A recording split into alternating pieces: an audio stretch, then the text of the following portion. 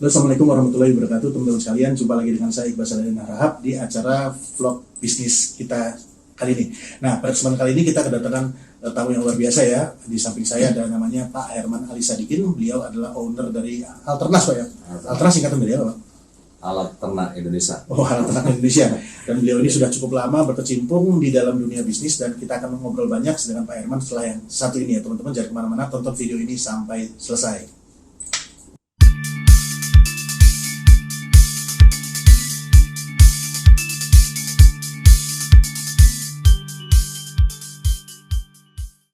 Oke Pak Herman, kita kenalan dulu mungkin Pak. Mungkin kan saya udah kenal Pak Herman udah cukup lama ya, tapi kan teman-teman mungkin belum Pak. Nah, mungkin Pak Herman bisa menceritakan nggak Pak, kenapa dulu Pak Herman memilih menjadi seorang pengusaha? Ya, tapi sebelumnya juga apakah latar belakangnya dulu ada dari keluarga pengusaha ataupun dari kuliah dulu juga bergerak di bidang wira swasta dan lain-lain Pak? Terima kasih Mas Iqbal ya. Jadi saya ini kelahiran dari Jember ya, tahun 78. Lulus SMA 96 dan masuk di Malang di Teknik Brawijaya tahun 96. Saya sebenarnya dari keluarga petani, tapi waktu itu memang ada suasana yang berkembang di tengah masyarakat menjadi seorang teknokrat. Oke. Ya, sehingga kemudian kami mengambil teknik yang lagi gencar waktu itu, lagi booming, teknik elektro. Jadi kalau di Brawijaya itu dulu urutan pertama kedokteran, kedua elektro. Kastanya tinggi lah ya. Waktu itu. Dan alhamdulillah pilihannya dua, Brawijaya dan ITS ya, terima di Brawijaya. Pinginnya awal kali itu ya pingin jadi seorang akademisi, sebagai dosen, sebagai apa dan sebagainya. Jadi nggak muluk-muluk dulu Pak ya. Tapi dalam proses perjalanannya ketika kita ikut tes dosen, ikut tes di perusahaan tak diterima ya, akhirnya kemudian kami fokus di bisnis. Jadi mulai bisnis itu berarti karena keterpaksaan Pak. Pilihan lain. Pilihan untuk tetap bertahan. Oh iya, gitu ya, bahasa manisnya gitu ya. Iya. Dari tahun berapa itu Pak? Alhamdulillah ya, saya ini mengambil keberanian untuk menikah di usia muda waktu kuliah tingkat 3 semester 5. Berarti semester 5 tahun 99 saya masuk 96, 99 menikah. 21 22 Pak berarti Pak. Ya, 21 22 menikah di semester 5. Dan waktu itu kami mendirikan bisnis pertama kali di bidang teknologi komputer dan informatika. Jadi luar biasa. Pertama kali yang saya ingin komentarin nikah muda umur 21 tahun loh, saya masih kemana-mana gitu sama anak muda itu ya.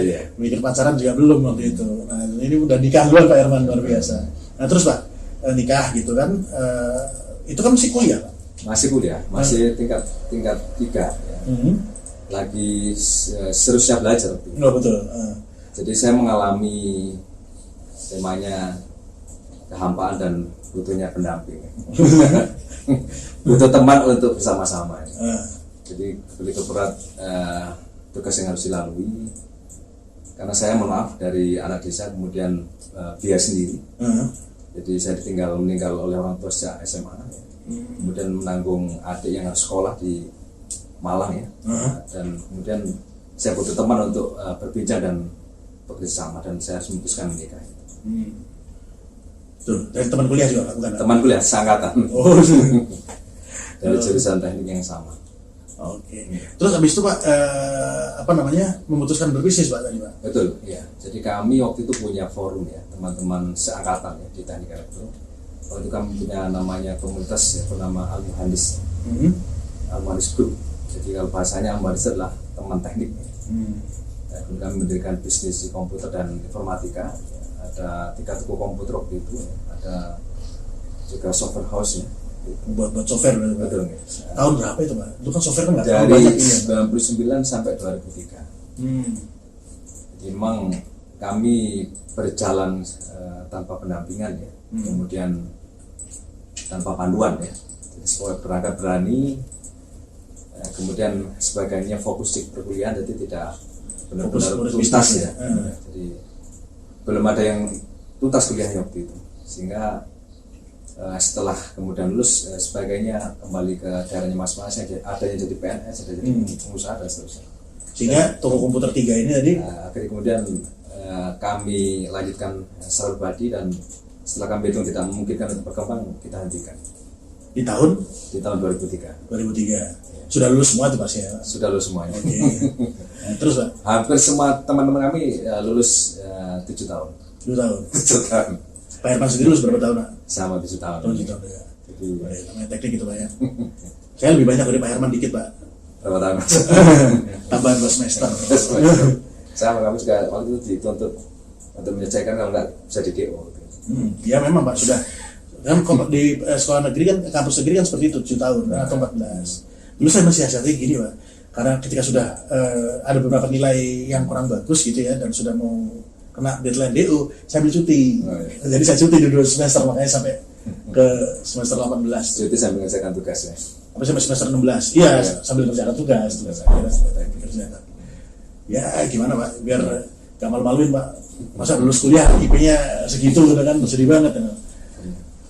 Nah, terus Pak, toko komputer tutup. Apa lagi terus Pak? Jadi kami waktu itu berurutan ya, setelah bisnis ini menurun, ya fokus kondisinya karena memang di pengelolaannya tidak profesional, tidak tuntas, tidak serius, mengakibatkan bisnis ini tidak bertumbuh. Nah, kemudian waktu kami mendirikan bisnis baru di bidang lembaga pendidikan belajar, RBB. ya, RBB. Kemudian kedua saya mendirikan juga toko seluler. Oke. Saat itu tahun 2003 juga. Sampai 2007. Jadi udah 5 bisnis tahun. kami 4 tahun akhirkan, boleh saya kelola ya di bidang bimbingan belajar namanya prestasi cendekia. Kemudian kalau di toko handphone namanya Zaki Seluler. Kalau saya tahun 2003 itu kan lebih kan lagi kejar-kejaran tuh Pak. Betul. Ada kalau nggak salah dulu ya, ada GU masuk Malang, Sony Sugema, Neutron, banyak banget Pak. Itu gimana Pak? Kenapa kok memutuskan bimbingan belajar ketika raksasa-raksasa itu ada gitu loh? Kami waktu itu mengambil ceruk di, mohon maaf ya, les privat. Oh Jadi gitu. bukan lembaga yang seperti itu ya, Bukan, lembaga yang oke. kami mendatangi siswa. Jadi kami masuk ke orang tua dengan guru-guru yang kami rekrut dari para mahasiswa. Oh mahasiswa Mahasiswa, gurunya ya. betul. Yang mereka masih butuh income tambahan. Termasuk saya juga sebagai guru waktu itu. Sebagai guru. Sama toko seluler. Ya, ini ada satu teman yang adik kelas kami yang dari jurusan berbeda. Itu karena ini beliau seriusi, alhamdulillah kemudian beliau sekarang jadi dosen di Brawijaya di Fakultas FIA. Jurusannya ekonomi berarti Pak ya pasti. Ekonomi waktu Dulu ya. Nah itu apa buka toko selulernya? Kalau toko selulernya adalah melihat peluang. Jadi waktu itu kami punya akses ya untuk mendapatkan awal kalinya ya pulsa fisik.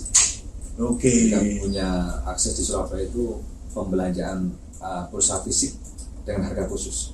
Itu kalau saat dalam rentang hampir 1 tahunan kita punya marketing khusus, kita masuk ke counter dan kemudian saya tergerak untuk mendirikan counter. Ada 3 counter waktu itu di Umar, di Cengkarayam, dan satu lagi di daerah agak lupa ya, Umar, Cengkarayam, sama di Arjosari. Oh jauh ya? Jauh. Jauh. 3 titik. Kalau Umar sama Cengkarayam kan ya juga tengah, ya masih ya artinya jauh juga, lumayan. Cengkarayam kan daerah Kalpatarus itu ya. Betul. Cukup jauh juga. Kenapa kok jauh-jauh Pak? Milihnya? Karena pasarnya memang banyak di situ. Jadi waktu itu kami mengambil ceruk di dekat kampus, sama di Umar ya, saya di BDC. Kalau di Cengkarayam mendekati waktu itu di rutenya Pondok Pesantren Alikam. Sama itu juga belum bisa bertahan, akhirnya harus dihentikan. Karena ya, tidak bisa mengelola atau ya, mungkin karena terkait dengan manajemen ya, pengelolaan. Itu sendiri Pak atau bareng sama teman-teman? Saya sendiri. Tapi melibatkan investor ya. Oh luar biasa itu. Itu kan nggak keringat dingin tuh Pak. Betul. Zaman itu memang tidak sulit untuk mendapatkan investor. Iya. Apalagi kan waktu itu kan zaman itu kan banyak buku kayak Robert T. Kiyosaki, Rich Dad Poor Dad. Terus habis itu kan itu lagi booming tuh. Benar. Artinya gairah investasi itu lagi gede-gedenya sampai tahun 2004-an tuh Pak. Saya lagi gede-gedenya investasi di, terutama di Kota Malang ya. Tempat lain belum tahu. Cuma Malang Surabaya kurang lebih 2004 itu sudah mulai bergairah lah. Terus Mas, sebelum saya berakhir di bidang itu, kami juga merintis bidang produksi herbal. Jadi kami pernah punya sebuah merek namanya Herbal Sehati. Sehati. Sehat Islam alami. Sehati. Itu juga ada brandnya, sudah punya produk waktu itu macam-macam ragam madu dan sebagainya. Itu juga masuk ke apotek, ke macam-macam distribusi. Itu juga akhirnya kandas. Karena juga terkait dengan manajemen ya. Luar biasa. Banyak ya. Berarti tadi pertama komputer dan informatika. Terus habis itu tadi pulsa, bimbingan belajar. Terus habis itu herbal. Bertubi-tubi Pak itu Pak. Tiga perusahaan dari tahun berapa sampai tahun berapa tadi? 5 tahun. 99 sampai 2007. 8 tahun berarti. 7. Berarti setiap 2,5 tahunan lah Pak. Rata-rata itu terjun. Sebenarnya begini, kalau saya bersabar sedikit untuk menunggu ya momentum dan perbaiki kinerja itu sebenarnya bisa bertumbuh sekarang. Karena saya itu memang semacam herbal ya. Itu masih merintis. Teman-teman yang seleting saya itu ya sama kondisinya, masih mengawali, sekarang sudah jadi perusahaan besar. Karena tadi mereka lebih sabar dikit lah. Sabar dikit. Nanti mungkin jadi bagian pembicaraan. Tapi masalah kita bicara masalah menunggu ini kan karena kan kita menunggu ketidakpastian Pak. Ya kan kalau kita lihat sekarang dulu memang ya harusnya kita gini dulu ya. Tapi kan dulu nggak ada jaminan juga bahwa herbal itu akan booming sekarang gitu loh. Apalagi masa pandemi ini kan herbal kan salah satu lini bisnis yang terganggu lah kita bisa bilang, karena orang pasti butuh sehat. Momennya sekarang ini yang tepat ya. Kosmetik, herbal sekarang lagi naik daunnya lah. Terus Pak 2007. Jadi gini, itu adalah sejarah yang saya lalui dalam mindset saya. Ini adalah pengalaman yang berharga dan tidak mungkin akan kami lupakan. Suatu saat akan kami kembalikan lagi sebagai sebuah bisnis yang akan kami gulirkan kembali. Jadi sejarah lah Pak ya, ada story-nya itu. Ada story-nya. Jadi kita punya pengalaman di bidang komputer dan informatika, punya pengalaman di bidang belajar ya, di herbal dan seterusnya. Kesimpulannya saya lalui adalah karena ketidakjelasan dalam kinerja bisnis. Jadi masih pengelolaan tradisional lah bahasa. Ya memang tahun segitu memang banyak Pak, memang tradisional kan belum ada komunitas seperti sekarang ini. Kita mau belajar juga di YouTube sekarang banyak, bisa nonton bisa berteman di Facebook, bahkan sama seorang guru misalnya kayak kita bilangnya Sandiaga Uno ya, kita tahu Facebook atau Instagram kita DM kan bisa gitu loh, langsung tuh personnya itu loh. Kalau sekarang sangat mudah. Tapi dengan kemudahan sekarang kok pertanyaannya kan Pak gini, banyak yang merasa kesulitan gitu loh. Padahal di tengah kemudahan apakah karena manja atau kenapa itu? Karena kalau menurut pengalaman Pak Herman tidak terdesak, kalau tidak terlalu nyaman suasana dari keluarganya, tidak ada siapa yang memaksa dirinya untuk bergerak, harus dipaksa untuk bergerak. Sehingga tadi ya karena sudah terbiasa disuapi mungkin ya terbiasa disuapi sehingga ketika suruh makan sendiri bingung ini gimana caranya dan lain-lain. Nah terus Pak 2007 begini. Jadi kami berpikir pribadi ya, karena saya sudah punya keluarga. 2007 itu saya sudah punya anak 4. Jadi saya masih muda, punya anak 4. Saya berpikir kalau saya tetap bertahan dalam bisnis yang belum benar-benar fix ya, ini berbahaya bagi keluarga kami. Jadi saya memutuskan untuk bekerja secara profesional. Jadi saya gabung dalam program pemberdayaan masyarakat. Waktu itu di zaman Pak SBY namanya Program Nasional Pemberdayaan Masyarakat. Itu program pemerintah Pak? Program pemerintah. Bukan di bawah LSM bukan ya? Bukan. Jadi itu di bawah Kemendagri. Kementerian Dalam Negeri yang mendampingi pembangunan di desa dan pengelolaan keuangan di desa.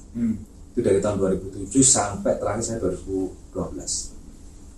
Nah, jadi temanya adalah ini tema pemulihan. Pemulihan ekonomi recovery. Jadi keluarga tidak boleh bermasalah ini, dia harus terselamatkan, tapi kemudian kami tetap bersemangat untuk berbisnis. Jadi dalam rentang itu saya menyusun apa bisnis yang akan kami kembangkan. Jadi buat bisnis plan dulu sambil ngumpulin modal lagi gitu Pak ya. Berapa tahun tuh Pak? 2007 sampai 2012. 5 tahun cukup lama ya. Sebagai profesional. Karena saya waktu itu menganggap karirnya tidak bisa naik lagi ya. Dari konsultan kecamatan mau kabupaten tidak memungkinkan ya, karena persaingan begitu rupa. Lalu saya putuskan saya harus keluar, cukup ya, untuk stabilitas keluarga. Saya harus berkembang kembali dengan kesuksesan dalam bisnis. Tahun 2012 tuh. 2012. Apa yang dilakukan? waktu itu kami fokus di internet marketing. Oke. Jadi zaman itu kami terinspirasi dari bisnis. Waktu itu guru kami ada Pak Subhan, ada Pak ini Mas Agus Branhai. Itu memang sangat menginspirasi. Jasa beliau menjadikan kami punya toko online waktu itu ada 3. Kami langsung 3 produk. Pak Subhan sekarang masih internet marketing juga sih. Masih bantu kami. Salam untuk beliau. Iya. Iya, saya punya 3 produk waktu itu launching 2012. Jadi saya punya toko kerajinan kertas, 2 produk herbal. Balik herbal lagi ya? Iya. Kemudian ketiga adalah toko alat tenang unggas. Oke. 3 ini. Alternasi ini yang tadi ya? Iya betul. Alternasi ini ya. Jadi alternasi itu sebenarnya alat tenang unggas. Itu. Jadi alternasi. Sampai sekarang, Pak? Atau cuma alternasi saja? Sampai sekarang. 3-tiganya masih ada. Websitenya masih bertahan. Nanti akan kita optimasi kembali. Kalau produk kerajinan keras ini adalah produknya istri saya. Dulu sempat berjalan buat kota-kota hantaran Mas ya, mungkin Mas Eko sangat paham. Iya tahu. Kita juga punya rekanan yang buat hantaran-hantaran. Kemudian sempat terhenti karena ada ujian di anak kami yang terakhir yang ke-7. Jadi dulu ada ujian karena sakit ya. Kemudian kami harus fokus untuk mendampingi adik ini kita kami hold dulu. Yang tadi ya, hantaran itu ya? Iya betul. Hantaran. Tapi website masih ada ya. Namanya pusatkerajinan-kertas.com. Namanya cukup bagus loh. Bagus. Karena semua website kami beridentik dengan kata kunci pusat kerajinan kertas, grocery herbal sehat, sama satu lagi alat tenang unggas. Alat tenang unggas ini sudah menjadi keyword kami. Lead lah ya, jadi leader untuk Indonesia ya Pak. Saya katakan saya ini ada peningkatan bisnis, peningkatan finansial, aset ya dari sini. Dari alternasi. Dari rumah Mbak dulu, dari rumah. Dari rumahan lesehan, kemudian nyewa tempat, ya, kemudian punya ruko, ini membuat pabrik dan seterusnya. Ruko yang kemarin saya pernah datang itu Pak. Itu kan saya pernah datang ke tempatnya Pak Herman soalnya. Kita mau bicara masalah kerjasama apa Pak? Pembangunan kandang dan ternak ayam bareng gitu loh. Gimana Pak? Kalau misalnya kita mau ada proyek lah. Belum terrealisasi Pak. Itu mudah-mudahan kedepannya kan harus disiapkan. Kita harus optimis. Nah, waktu ini Pak kita mundur sedikit. Jadi ketika Pak Herman tadinya jatuh dalam berbisnis, terus dan Pak Herman sudah 2007 sudah punya anak 4 tadi ya. Nah, ketika memutuskan untuk menjadi seorang karyawan, menjadi seorang profesional, apakah itu ada bisa kita bilang tekanan dari keluarga, dari keluarga besar, mungkin dari ayah ibu, dari mertua atau dari istri, sehingga Pak Herman memutuskan ya deh saya coba. Kan biasanya kan dilemanya kan seperti itu. Kalau itu adalah panggilan pribadi ya, jadi saya memandang ya termasuk saran-saran. Tidak boleh kemudian saya memaksakan diri karena posisi darurat. Kalau saya bertahan dengan bisnis yang hancur, belum recovery, kemudian keluarga tidak jelas income-nya, ini bermasalah. Nah, waktu itu cukup besar gajinya di zaman itu loh ya, dibandingkan dengan PNS cukup besar dan cukup untuk kebutuhan kami dalam sebulan. Gitu ya. Bahkan kami juga bisa, beli rumah di saat kami program ini. Maksudnya via KPR dengan ini. Bisa lah ya, bisa. Kan udah 5 tahun tuh Pak. 5 tahun, betul. Udah cukup lumayan. Tapi ketika tadi memutuskan untuk mendapatkan, sampai sekarang program masih ada?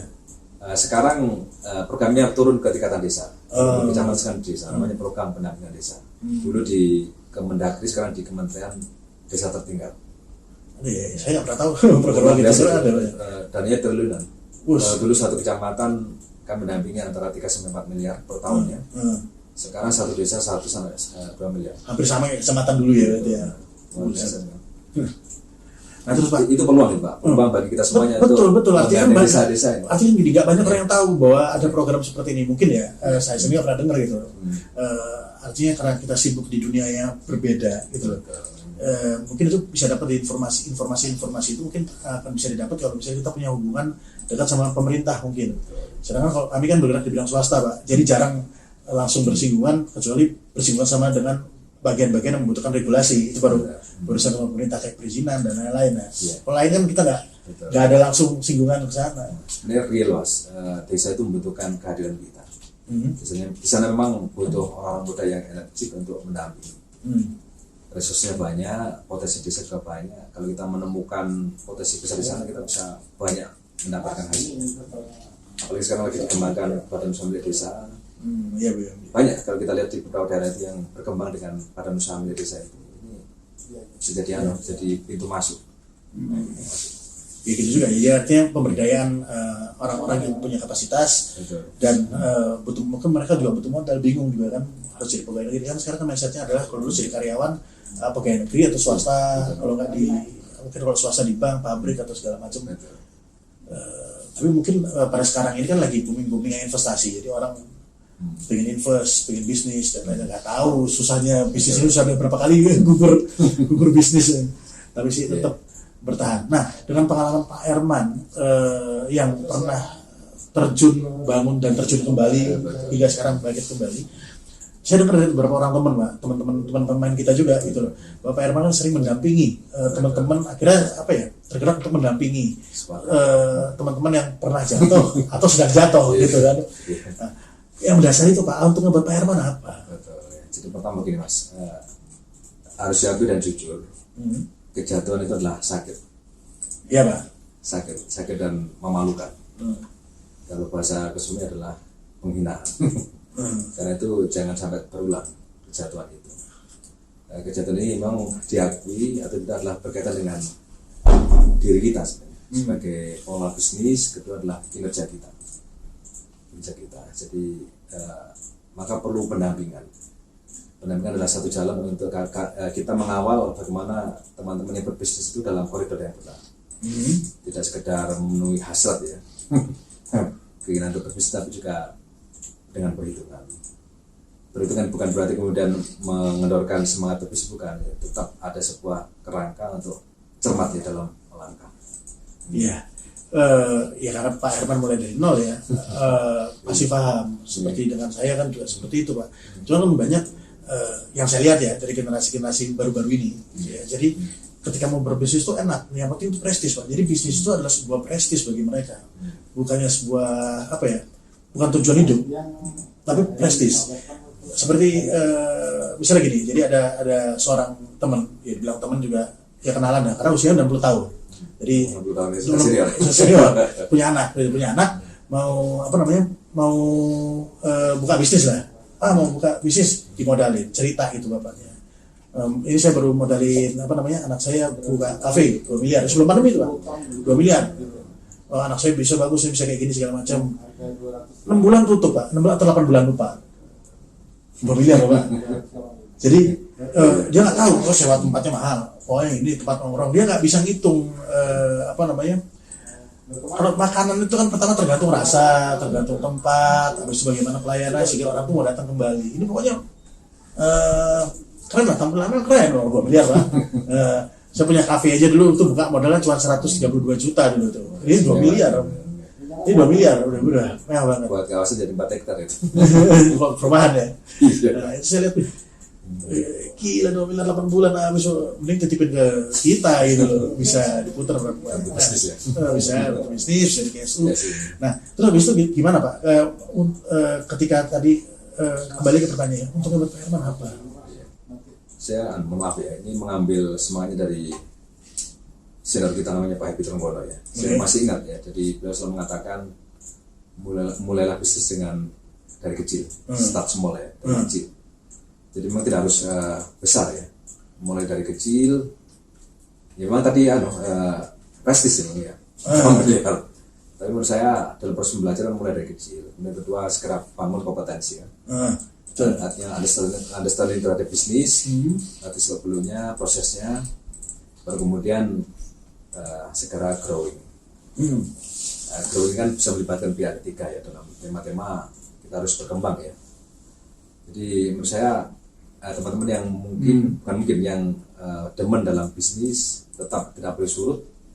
Jadi siapkan langkah untuk mendekati teman-teman yang sudah berbisnis sebelumnya, tanya pada mereka ya. Mungkin berbeda jenjang masa ya, tapi ada baiknya memang untuk saling belajar.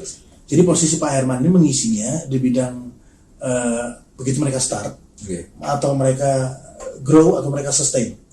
Kira-kira di bidang mana ya Pak Herman, posisi Pak Herman saat ini ketika mendampingi? Betul. Jadi saya sendiri sebenarnya bukan pada tataran spesialis di pendampingan ya, tapi saya lebih ke arah organisasi. Oh, jadi ada saya senang di organisasi. Jadi saya memandang komunitas yang hadir sejak tahun 2014 itu sampai sekarang ini kan terus banyak bermunculan. Betul. 2014 pertama ikut komunitas apa? Saya pernah sampai sekarang ya, semoga ya masih dianggap ya Islam Business Forum ya. IBF berarti. Betul. Ya, Indonesia pernah Pak? Indonesian Islamic Business Forum. Indonesian Islamic Business Forum. Saya juga ikut ya. 2014 di Living Forum dan seterusnya. Dan saya juga mendapatkan banyak dari semangat. Kemudian bergabung di Sukses Berkah Community ya. SBC Mas Ridwan itu. Kemudian bergabung di Kenpro. Dan yang terbaru saya sebagai pengelola di bidang perkumpulan Nusantara Gilang Gemilang. Nusantara Gilang Gemilang itu baru kan Pak itu organisasi? Baru kita munculkan di masa pandemi kemarin. Ya juga ya, karena masa pandemi kemarin itu kan banyak orang berjatuhan ya. Betul, banyak berjatuhan dan butuh saling menguatkan gitu. Betul. Jadi semacam klub atau apa nih Pak? Bisa dalam komunitas atau klub? Perkumpulan. Klub berarti ya? Klub, perkumpulan. Ya sama dengan komunitas tapi induknya ke perkumpulan kan. Nah terus apa aja Pak yang dilakukan di situ Pak? Kalau sekarang lebih aktifnya kayaknya lebih ke Nusantaranya ya, NGG-nya ya, Nusantara Gilang Gemilang ya, karena kan baru nih. Iya, jadi gini Mas, saya waktu itu memang mengalami ada rasa kekhawatiran pandemik ini sampai kapan, dan cukup terpukul ya. Jadi yang sebelumnya omset 100% di masa pertama langsung drastis down 5% ini harus bagaimana ini? Kemudian kami mendekati seorang guru Kuswami, yang sudah diatur keberadaannya. Bagaimana kami ini harus tetap bertahan dalam masa pandemi untuk terus mengobarkan, ayo kita perbaikan, kita siapkan segalanya sehingga ketika nanti ada new normal kita sudah siap ya. Gak mempersiapkan, bukan mulai sibuk mempersiapkan, tapi udah siap gitu ya, infrastrukturnya dan lainnya udah siap. Nah, NGG lahir. Berarti tepatnya formalnya di Agustus 2020. Berarti ini Mas Coach ini juga atau Mas Pak Fahmi ini juga terlibat di sini? Foundernya. Beliau mana? Saya ini hanya pelaksananya. Murid yang ditugasi untuk melaksanakan. Masya Allah pengabdiannya gitu. Luar biasa. Nah, terus habis itu Pak pergerakannya apa aja sih Pak? Tadi kan tadi pandemi ini sudah berapa anggotanya? Kami sebenarnya ini masih banyak berkutat di Jawa Timur. Sebenarnya ke nasional. Tapi tetap kita semuanya harus memperbaiki bisnis. Jadi kami ada 3 garapan yang dikerjakan. 1 berkaitan dengan pengembangan bisnis, 2 berkaitan dengan pengembangan leadership, 3 berkaitan dengan pemberdayaan masyarakat. Nah, 3 ini tidak boleh dipisah. Ini harus ada include dalam setiap kader dan anggota. Maksudnya bagaimana seorang yang berbisnis itu nanti mau tidak mau harus naik leadershipnya. Naik leadership artinya dia harus punya kesadaran suatu saat nanti kalau masyarakat bangsa ini menuntut dia tampil sebagai pemimpin, dia harus siap. Karena itu harus disiapkan leadershipnya. Dan dia harus mapan secara finansialnya. Sehingga ketika dia terjun ke dunia kepemimpinan itu dia sudah bebas dengan pribadi dan keluarganya.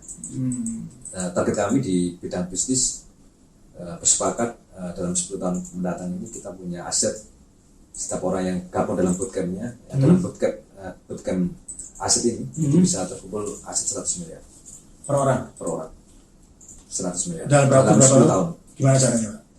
Caranya kan menarikkan gitu. Jadi kalau cita-cita itu kan harus diiringi dengan blueprint. Betul. Jadi sama, ini pasti sama dengan Coach Ridwan, Coach Iqbal. Jadi kita mulai dari blueprint. Jadi teman-teman ikut bootcamp ini membuat blueprint bisnisnya itu selama 10 tahun mendatang. Apa aja yang mau dikerjakan ya, apa saja yang akan dilalui, kemudian urutannya seperti apa, langkah-langkah hariannya seperti apa dan seterusnya.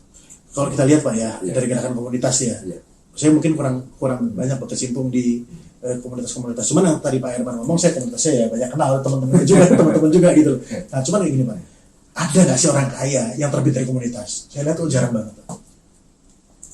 Ini maksudnya kita bilang orang kaya ini orang kaya bener ya, jadi crazy rich lah gitu ya, bukannya orang kaya biasa. Kita lihat mungkin, saya juga begitu kenal tokoh-tokoh yang saya sebutkan ini, cuma tahu doang gitu, kayak misalnya Sandiaga Uno gitu, Erick Thohir, Khairul Tanjung, dari keluarga ya. Apakah bukan dari, maksudnya gini, mereka nggak ikut komunitas gitu. bahkan saya pribadi menemukan bahwa, tapi ini pandangan saya pribadi gitu loh, teman-teman sekalian boleh berbeda pendapat, komunitas itu apa ya, karena terlalu banyak juga mungkin akhirnya bercampur kebanyakan ilmu, akhirnya action dan membuat orang jadi untouchable, jadi nggak bisa diajari karena apa, sudah merasa tahu dari sini, tahu dari sini, sehingga itu tantangannya Pak. Itu kalau menurut saya, makanya saya nggak terlalu banyak ikut berkecimpung di dalam komunitas Pak, sekitar hadir doang gitu loh. Kesimpulannya mengapa sama semuanya dalam proses pembelajaran di komunitas itu ya di sisi aksi. Kan satu kaitannya dengan mindset kita itu penting ya, karena berkaitan pola pikir kita sebagai seorang professional leader. Yang kedua adalah strategi kita, dan ketiga adalah aksi. Aksi memang konsekuensi ya, kalau kita mau berbenah berubah menjadi lebih besar ya, aksinya harus lebih jelas dan terukur. Nah komunitas ini sendiri jadi gini, itu tadi kita bicara 100 miliar itu dibawahi komunitas atau persoalan bisnis masing-masing harus bertumbuh dalam kerangka 10 tahun ke depan minimal 100 miliar. Nah, apa nggak kayak gini Pak? Ini pandangan saya ya. Juga mungkin berbeda sama pandangan kebanyakan. Dan nggak apa kan? Artinya ini menarik untuk dibahas. Saya juga banyak menemukan teman-teman yang seperti itu Pak. Jadi kita buat bisnis atau gede dan lain-lain ya. Cuman kan itu terus contoh gini, kita lihat misalnya Pak, saya punya toko kelontong gitu ya, toko perancangan gitu lah. Terus habis itu saya berdiri sendiri, ingin mencoba untuk besar. Saya punya 1 cabang, 2 cabang, 9 cabang. Terus saya sambat sama mungkin kehadiran toko retail nasional seperti Alfamart, Indomaret, yang mana mereka itu berjamaah. Sedangkan kita kan di Islam kan diajarkan berjamaah, tapi kita sendiri juga menjalankannya pun tidak berjamaah, tapi komentari orang berjamaah kan kayak gitu logikanya. Wah ini kerjasama kapitalis ini, kapital dan lain-lain, sehingga tadi mau jadi raja sendiri-sendiri. Sedangkan Pak, saya tukar pikiran sedikit ya. Saya punya mentor orang Chinese gitu ya. Dulu saya banyak berguru sama dia, sama beliau gitu ya, karena senior juga. Orang ini ngomong kayak gini, menariknya. Tahu nggak, Bal, dia maju Bal kan Tuhan. Gini Bal, kamu tahu nggak orang pribumi gitu ya? Kenapa kami minoritas bisa lebih kuat daripada kalian yang pribumi? Karena kami punya konsorsium, jadi orang-orang mereka itu punya kebersamaan. Kami nggak menjadi raja, cukup 1 orang aja di depan. Yang penting tetap maju bareng-bareng. Sedangkan kalian semuanya ingin jadi raja sendiri. Nah ini Pak, ini yang ngomong orang kaya Malang. Orang kaya Malang, kita bisa bilang sekarang ya bisnisnya sudah kemana-mana lah ya. Dulu saya kenal dia punya rumah makan juga, terus dia punya properti juga cukup besar, sekitar 200 hektar. Dan sekarang bisnis sudah menjamah kemana-mana. Dia ngomong kayak gitu Pak. Sedangkan kita sendiri ingin 100 miliar perseorangan. Dia bilang kayak gini Pak, saya ya kalau ada proyek 1 miliar, saya punya uang 1 miliar, saya nggak kerja sendiri. Saya akan ngajak 9 orang teman saya yang punya uang 1 miliar juga. Masing-masing sumbang 100 juta, berarti kan 1 miliar tuh. Kalau masalah bisnisnya terganggu, kita punya backup dana 9 miliar. Sedangkan kalau misalnya tadi, kalian pribumi, kalian punya uang 1 miliar, kalian punya uang 1,4, ada proyek 1 miliar, kalian makan sendiri. Ketika di tengah jalan ada masalah, cost-nya lebih besar nantinya. Nah itu sedikit cerita saya Pak, menanggapi tadi dengan cerita 100 miliar ini kan agak kontradiktif Pak. Artinya pemikiran kita yang mungkin bisa dibilang pribumi gitu loh, sama orang yang atau mereka yang punya pemikiran yang berbeda dengan kita, ini gimana Pak? Jadi Mas, jadi komunitas yang saya maksud tadi adalah sebuah wadah ya, untuk menyatukan ya ide pemikirannya. Ada proses merger itu. Alamiah nanti. Ya jelas teman-teman di dalam sudah mulai ketemu sinergi dan seterusnya. Tapi kita buat alamiah. Tapi visi 100 miliar itu harus menjadi bagian yang dikejar. Iya betul. 100 miliar adalah ukuran. Kan ya tinggal how-to-nya kan dia Pak. Sedangkan kalau misalnya tadi Pak, sinergi itu kan mungkin agak sedikit berbeda sama tadi kita bilang merger, itu kan beda Pak. Sinergi artinya Pak Herman punya Alternas tadi, saya punya pabrik paralon, kita kerjasama, itu sinergi Pak. Kalau merger kan beda, oke kita gabungin PT kita, nih saya kita kompetensi di sini, kita gedein bareng, itu kan, nah itu yang dilakukan sama teman-teman tetangga. Sedangkan kita masih bermain di cara lama. Nah gimana Pak, maksud saya kan kita kan terobosan baru Pak. Sepakat saya, jadi itu bagian dari momentum yang nanti akan kita alami. Jadi sekarang adalah prosesnya, teman-teman harus merasa nyaman ya, kemudian antusias dengan bisnisnya. Dia harus bertumbuh, berkembang, menggerakkan ya, ke atas dan ke samping ya. Dan kemudian nanti harapannya bisa kemudian sinergi, kolaborasi ya, dan seterusnya. Dan itu dipayungi sama komunitas apa enggak? Komunitas sebagai wadah ya, sebagai saksi atas interaksi. Karena kalau menurut saya sayang sekali gitu loh Pak. Kan komunitas ini anggotanya saya tahu sendiri di luar NGG ya, saya nggak tahu berapa orang Pak NGG Pak. Sekarang kalau terhitung hampir 500-an. Hampir 500. Sedangkan saudara NGG yang lebih senior namanya GBC itu kan 8.000 orang. Nah, 8.000 orang Pak, ini kan apa Pak? Bisa kita bilang satu desa lah gitu ya. Itu dan yang kita tahu juga orang-orang di sini itu bukan orang-orang kemarin sore, orang kakap gitu loh. Yeah.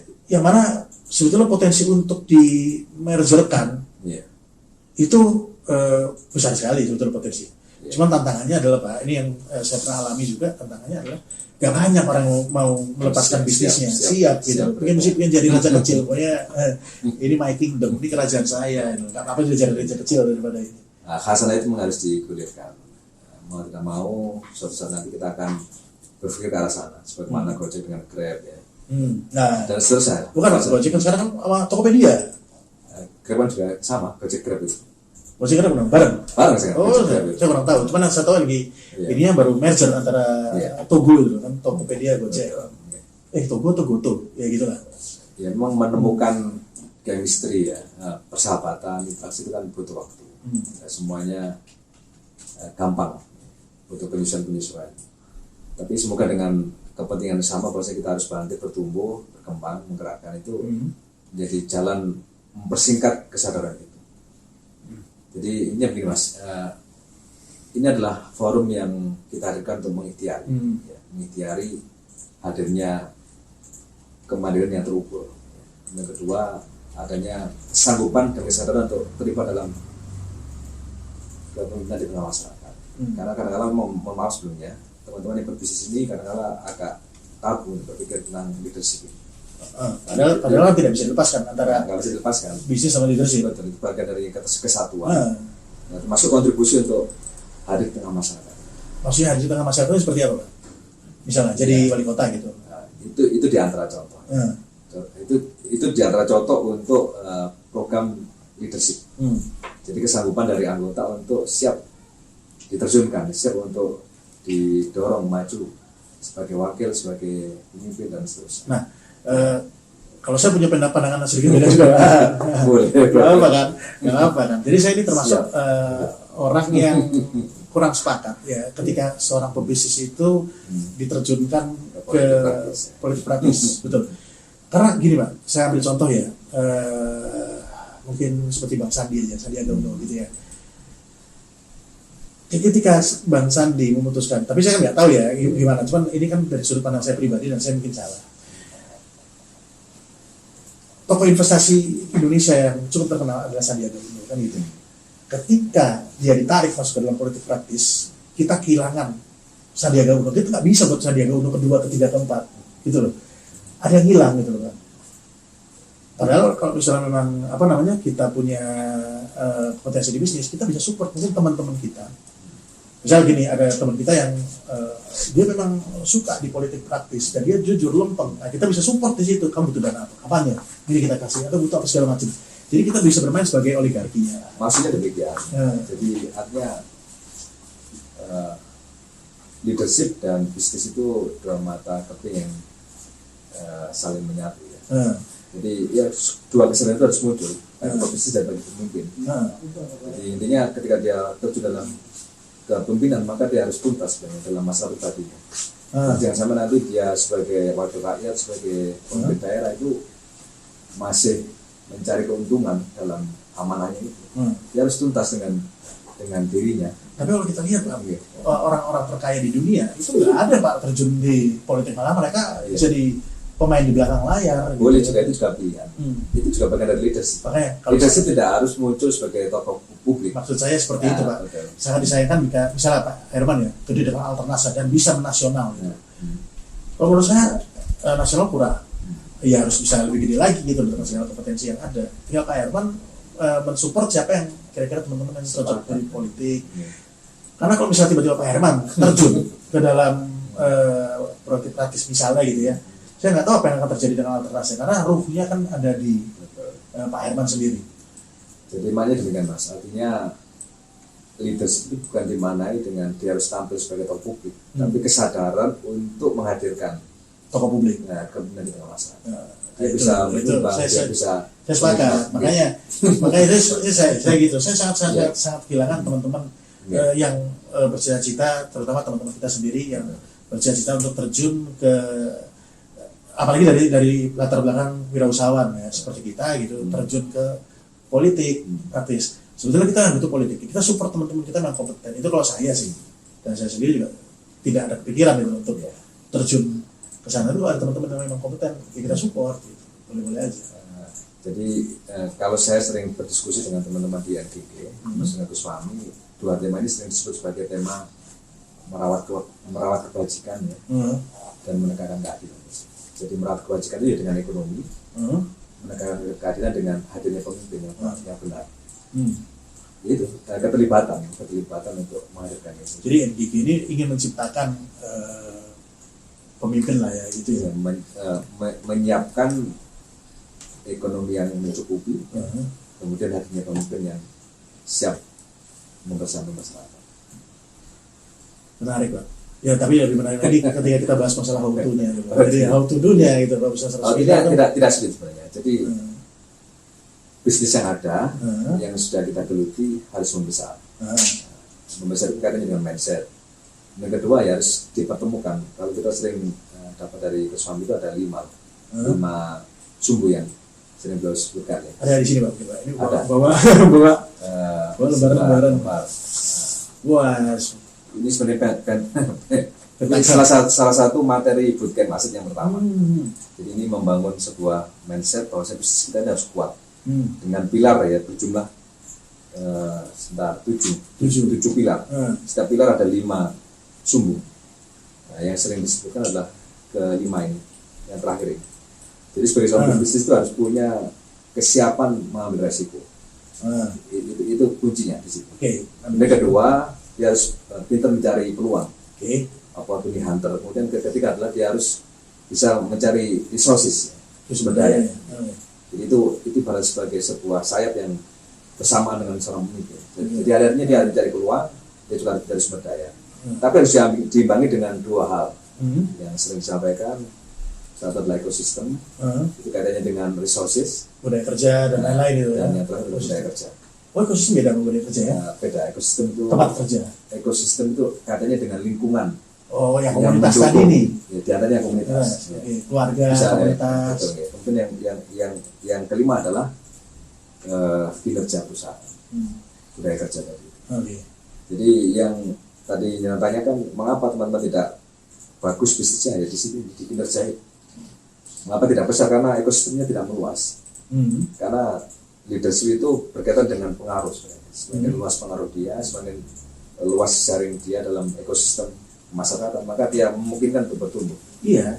Tapi ketika kita bicara masalah 100 miliar Pak, 100 miliar itu kan ya bagi saya besar, tapi bagi sebagian orang kan kecil. Kita lihat ya, kalau misalnya kita lihat dari salah satu aset orang terkaya di Indonesia aja udah berapa triliun gitu. Jadi 100 miliar itu masuk relatif kecil. Dan pertanyaannya kan gini Pak, kalau misalnya Pak Herman sendiri ingin mendapatkan 100 miliar, punya profit, ini kan aset berarti 100 miliar kan aset kekayaan 100 miliar. Nah, yang harus dilakukan adalah menjual berapa alternas, kan gitu, berapa menjual alat. Terus habis itu membuat pabrik di mana dan lain-lain. Dan nanti akan satu titik akan ketemu sama kapitalis pastinya. Perusahaan-perusahaan gede yang mungkin Pak Herman kan akan beli pas di situ. Saya beli di perusahaanmu. Kan itu kan pasti kayak gitu Pak. Karena mereka ya, ini mungkin saya salah juga. Tapi kalau saya di posisi mereka, saya akan melihat Pak Herman sebagai ancaman. Ya, kalau saya sebagai orang yang perusahaan besar, ini ada perusahaan kecil garuk-garuk aja ini kan. Kayak nyamuk minta diceples nih. Kamu saya beli deh, kalau enggak saya matikan. Pilihannya kan di situ. Makanya saya bilang tadi membesarkan itu pasti akan mentok Pak dengan ya saya nggak bilang pasti ya, tapi kemungkinan besar gitu loh akan berhadapan sama raksasa itu nanti ke depan. Itu masih Pak. Jadi bisnis dan leadership nggak boleh dipisah. Ini keterpaduan. Jadi bisnisnya akan bertumbuh sehat, baik jika leadership di tengah masyarakat juga mendukung. Karena kita harus siapkan. Mengapa kemudian sering berbincang ya, bagaimana dulu di Ponorogo ya dengan perjuangannya pupus, ya. Kemudian macam-macam lah. Ya, para pejuang di zaman dahulu terkait dengan ini sebenarnya. Ketersediaan sumber pendukung dan bidang ekonomi dan kesiapan pemimpin untuk mengambil langkah-langkah. Sebetulnya kalian, masyarakat. kalau saya lihat Pak, di Ponorogo itu gagalnya bukan karena kurang resource Pak, karena dikhianati. Banyak pemimpin dikhianati itu Pak. Jadi artinya ada yang bergerogoti dari dalam. Itu. Ya, karena Ada, ini masuknya mana dari sini? Hah? Pengkhianat masuk di mana? Gak ada ya? Ada perlu ditulis Pak berarti Pak. Pengkhianatan itu terkait dengan tadi itu ketidakcukupan finansial sehingga dia mau menerima. Iya, Mau ada menerima. itu. Bahaya Tapi juga. kalau dia sebenarnya sudah cukup dengan dirinya, ya, dengan bisnisnya, maka dengan tema-tema penyuapan, tema-tema pengkhianatan itu sudah harus tidak ada harusnya. Harusnya kan Pak. Kita balik logikanya gini. Kira-kira menurut Pak Herman menaikkan gaji pegawai negeri atau karyawan itu apakah salah satu solusi untuk mengurangi korupsi? Enggak juga kan? Ya, gitu. Artinya ketika sudah dipenuhi selalu ada keinginan pasti. Seperti kata Bang Napi, kan kriminal tidak terjadi karena cuma ada keinginan doang, ada kesempatan juga. Nah, gitu kan. Kan yang itu yang harus kita lihat. Apa Pak ya, kita kan lagi Betul, kita sepakat. sudut pandang dari pemikiran lain. Jadi gini. Mudah-mudahan dengan ada pemikiran kayak gini kan diri kan lebih kuat. Karena saya memahami seringkali muncul terpisah tadi itu. Kalau mikir bisnis, politik. Padahal ini harus didekatkan. Karena prakteknya memang didekatkan. Iya memang harusnya kan didekatkan. Karena di lapangan itu mereka mendekat. Nah ini Yang mendekat itu mana Pak? Yang oleh dua-duanya. Oh gitu ya, otomatis ya. Jadi ada satu Saling kutub membutuhkan. yang Iya. nempel. Nah kalau ini bisa didekatkan dengan cara yang benar, dengan visi yang benar untuk keumatan, untuk kesejahteraan masyarakat, ya, dengan cara yang benar, dengan cara yang demokratis, menurut saya sah. Dan nanti cara bermainnya bisa disesuaikan. Ada orang yang mungkin cocok untuk ditampilkan secara publik, ada yang tidak harus di publik tapi dia mensupport. Ya itu, enak jadi oligarkinya Pak. Kumpulin Boleh. aja. Jadi oligarkinya 71 orang jadi pemimpinnya, teman-teman jadi oligarkinya. Iya kalau misalnya 500 orang 100 miliar semua kan banyak tuh Pak. Berapa nolnya tuh? 5 berapa nolnya kan banyak banget. Iya, jadi oligarki bisa buat negara sendiri mana. Nah jadi makar. Enggak ya. Tapi artinya kalau misalnya bersama masalahnya tadi itu Pak, ya, cuman saya cuman kekhawatirannya adalah ketika kita bilang menguatkan pribadi sendiri itu juga akhirnya terlepas dari kebersamaan itu Pak. Artinya membangun ekonomi berjamaah tapi sendiri-sendiri kan lucu.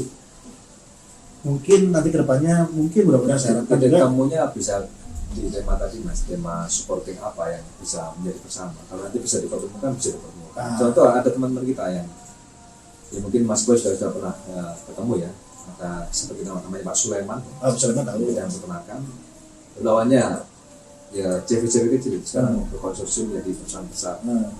Itu juga bagian dari upaya untuk kolaborasi. Saya kan nanti juga akan demikian, ketemu irisan-irisan, adanya sebuah tantangan untuk kita bersatu menemukan titik temu ya akan dimungkinkan untuk bertemu. Yes, gitu Pak, bagus. Itu harus mulai ya, mungkin kita membiasakan sedini mungkin Pak. Jadi artinya kalau kita bisnis berjamaah itu bukan hanya cuma untuk membesarkan diri sendiri, tapi ya mungkin bisa mulai dari sinergi dulu Pak. Sinergi cocok gitu kan. Siapa tahu bisa gandengan tangan nanti ke depannya lebih ini. Kita sih butuh waktu yang panjang. Betul Pak. Dan Tapi jangan kepanjangan juga Pak. Karena kalau kepanjangan nanti habis momentumnya. betul dan mungkin jadi kenapa sih kan gini? Kenapa sih orang pacaran jangan lama-lama? Kan gitu ya. Karena itu ketahuan jeleknya lebih banyak kan gitu. Jadi mungkin cuma cukup 3 bulan, setahun tahu gitu, sudah kan gitu ya bagusnya dia. Sama kan di bisnis gitu juga. Kita sinergi, tapi kalau kelamaan nanti takut tuh jadi fitnah. Ini merasa kok ini dapatnya lebih banyak, ini kayak gini segala macam. Itu kan lebih baik kalau segera digandengkan. Itu menurut saya lah itu. Itu menurut saya. Bisa. Ada lagi masalah tema yang juga tidak kita tinggalkan, itu di tema pemberdayaan. Oke, pemberdayaan ya. Tadi kan bisnis, leadership, di sini ada masyarakat yang memang belum terpikir ke arah sana. Oke. Untuk masalah bisnisnya nggak kepikir ya, karena keterbatasan ya, karena ketidakmampuan. Dan juga mikir memimpin nggak bisa ya. Saya orang jelata ini ya harus hadir cuma pemberdayaan. Jadi kontribusi pemimpin, kontribusi para bisnis untuk menggerakkan. Sama kayak Pak Herman di pemberdayaan desa tadi, di kecamatan tadi itu. Dan ini NGG melakukan dalam proses ini kita dalam skema untuk membangun namanya desa gemilang. Oke, jadi buat desa sendiri nih? Iya, bukan Program pemerintah berarti? Ya, kita nanti bekerja sama, jadi kita ingin mensupport. Jadi kita temanya selalu kolaborasi Mas. Jadi pastinya kita bukan apa namanya? Diri sendiri lah. Bukan substitusi, tapi kita komplementer ya. Melengkapi ada program yang ada. Jadi kurangnya apa kita berikan di sini. Di desa Gemilang kan sebenarnya mereka punya sumber daya, ada dana setiap tahun. Pemerintah juga tadi ya, ADD 2 miliar per desa. Tapi mereka ada keterbatasan bagaimana cara mengelolanya. Peluang apa yang harus digerakkan? Ini kan perlu hadirnya orang-orang seperti Mas Iqbal ini. Pak Herman di sini ke desa untuk menggerakkan. Karena saya yakin Indonesia akan tumbuh berkembang pesat dengan desa yang berkembang dan gemilang. Tapi kan begini Pak, saya sering ya berurusan sama orang-orang yang mungkin tingkat pendidikannya nggak terlalu tinggi, gitu ya. Dan itu susah Pak, susah. Kalau kita lihat secara general aja ya, secara global kan orang desa kan pendidikannya kan tidak terlalu tinggi. Bukan bermaksud merendahkan, cuma ini realita Pak. Saya kerja sama orang desa Pak, itu susahnya setengah mati. Betul, nggak bisa dibilangin, tambeng. Terus merasa tahu, begitu gagal nyalain cuaca, nyalain segala macam dan lain-lain gitu loh. Jadi apa ya, ketika kesulitan tolong dong saya dibantu gitu ya. Jadi begitu pas kita kasih bantu dengan SOP seperti ini, kamu lakukan seperti ini, nggak bisa. Biasanya kita kayak gini, begitu gagal salahkan cuaca, iya sih karena cuaca kayak gini segala macam. Jadi mungkin bisa dimulai dari karakter dulu Pak. Sebelum kita bicara masalah bisnis, pemberdayaan anggota desa, karakternya diperbaiki dulu. Karena masyarakat sekarang kalau saya bilang secara umum itu ya tadi semi-semi nggak bisa dibilangin apa ya, pendidikan itu sangat penting gitu loh Pak. Kalau menurut saya membangun kecerdasan bangsa itu juga salah satu apa ya, sumber pondasi yang bagus untuk menumbuhkan leadership gitu. Karena kalau nggak cerdas ya gimana Pak bisa? Kalau kondisi sekarang ini sebenarnya sudah sangat terbuka ya, teman-teman desa itu sudah melek teknologi sebenarnya, media informasi juga sangat deras pada mereka. Hanya kan perlu pemicu. Sehingga kami mengurut sih, urutannya nanti harus dari atas dulu, dari pemimpin di atas. Jadi tingkat di desa, ya, kan ada tingkat di desa itu ada BPD, ada LPMD, ada kepala desa ya, ada tokoh-tokoh desa, ada anak-anak muda, itu yang harus dahulu didampingi. Baru nanti terus turun ke bawah. Jadi minjem tangan kepala desanya ya? Iya, kan mereka yang punya kuasa untuk membuat sebuah aturan, membuat keputusan desa, membuat kebijakan-kebijakan yang sebenarnya sudah tersedia sumber dayanya. Iya, itu karena saya rasa penting. Ya, saya punya cerita sedikit Pak. Jadi saya pernah ketemu sama salah satu gapoktan di Batu. Jadi Batu itu kan ada berapa desa, atau berapa kecamatan desa, kayaknya berapa desa gitu, yang mana sebetulnya di Batu itu cuma ada beberapa desa yang kaya, yang lainnya itu biasa gitu atau bawah. Nah ini gapoktan kaya dari daerah yang kaya. Nah, dia cerita Pak. Jadi dia dapat orderan itu dari suatu perusahaan untuk menyediakan apa itu, saya lupa apa komoditi lah pokoknya gitu ya, menyediakan komoditi dengan jumlah tertentu, entah ekspor atau enggak saya lupa. Cuman yang jelas Gapoktan kan ketuanya berarti punya, bukan Gapok Tani ya, berarti punya anggota kan, anggotanya suruh ikut, ayo mau ikut ya nih kita kumpulin. Nah anggotanya banyak ngemplang, sehingga pokoknya singkat cerita dia itu cerita saya rugi 300 juta. Bayangkan niatnya pengen nolong anggotanya ngemplang.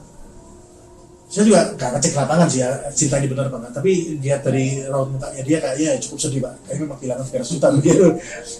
Dan itu makanya ya perlu juga banyak karakteristik, karakter desa, kecerdasan itu dibangun juga, karena kalau enggak ya tadi akan bakal untouchable, nggak bisa diajar gitu loh jadinya. Karena yang di atasnya sudah punya regulasi dan lain-lain, tapi yang lainnya mesti grassroots, menolak kebijakan itu kan bisa juga. Memang ada susah gitu ya, namanya keberlanjutan terus menerus. Jadi kalau saya melihat program pendampingan di teman-teman desa ini memang harus simultan, berkelanjutan, dan memang harus ada orang yang memang nyaman dan dia memang bisa bertumbuh dalam proses itu. Orang desanya. Okay. Kalau nanti dia tidak bertumbuh maka dia tidak bisa bertahan. Nah sebenarnya kita bisa baca contoh ya, banyak lembaga-lembaga sekarang ini yang dengan resursnya itu mampu untuk menggerakkan. Ya, kita ketahui seperti contoh aja ya, teman-teman ACT, teman-teman Masyarakat dan sebagainya sudah kelihatan mereka ada program-program yang serupa, dan ini kan lembaga sosial donasi. Kalau kami lebih ke arah pendampingan pemberdayaan. Tapi dalam titik akhirnya sebenarnya bersama ya, pemberdayaan juga gitu loh. Yang satu untuk donasi, yang satu untuk kembali ke desa kan itu. Jadi kita ingin ya Anda ini punya potensi, Anda punya sumber daya, ayo diselesaikan bersama. Jadi temanya yang dibutuhkan bukan tema aku dapat modal berapa, tapi dengan potensi, dengan sumber daya yang ada ini saya bisa melakukan apa. Terus Pak, ini satu pertanyaan sebelum mungkin kita tutup ya. Betul, siap. Apa Pak kaitannya antara, kan Pak Herman pernah jatuh nih, dan teman-teman sekalian kan mungkin juga yang pernah jatuh juga bisa ngambil hikmahnya. Jadi gini, apa hubungannya antara uang dengan mental? Betul. Karena kalau saya lihat banyak orang yang begitu nggak punya uang minder. Padahal kan orang kan juga nggak tahu dia punya uang apa enggak gitu loh. Sebetulnya kan gitu. Nah, itu apa Pak mungkin pandangan Pak Herman tentang hal ini? Saya melihat begini Mas, penurunan kinerja, kemudian penurunan proses bisnis itu bisa berkaitan dengan kenyamanan. Jadi memang tidak boleh kita merasa nyaman. Jadi harus ada suasana di mana kita harus merasa pertumbuhan. Perlu bertumbuh. Jadi pertumbuhan kan selalu menyesakan, tidak nyaman. Tidak nyaman. Ini harus hadir dalam. Contoh ketika berat badan bertumbuh gitu kan, bajunya udah mulai sesak gitu ya, menyesakan gitu Pak. Betul, harus ada suasana itu. Biar apa? Biar kita tidak merasa putus asa, tidak merasa selesai tugas kita. Kita masih banyak tantangan kita ini. Sekarang kita sudah mencapai makanya ya 10 miliar. Masih banyak tantangan yang harus kita hadirkan di tengah masyarakat ini. Dan seterusnya. Nah terus habis itu tadi apa kaitannya dengan mental Pak? Jadi persiapan mental dengan uang tadi Pak, dengan uang yang ada di satu. Ya sepakat. Jadi mentalitasnya harus disiapkan. Artinya dengan dana yang ada di sekitar kita ini, yang sudah kita kelola ini, bagaimana dana itu bisa bertumbuh dan berkembang. Iya itu kan untuk pengembangan ya Pak. Maksudnya banyak orang kan Pak yang nggak punya, jadi minder duluan. Saya mau beli segede, saya mau ketemu sama orang ini, mau ketemu sama itu, tapi saya udah minder duluan karena saya nggak punya duit gitu loh.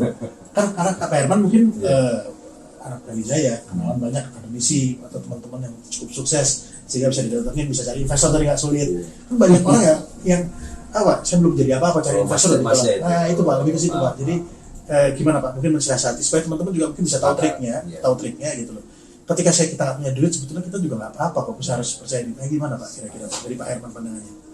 Jadi mentalitas itu kaitannya dengan batin kita, batin perasaan kita.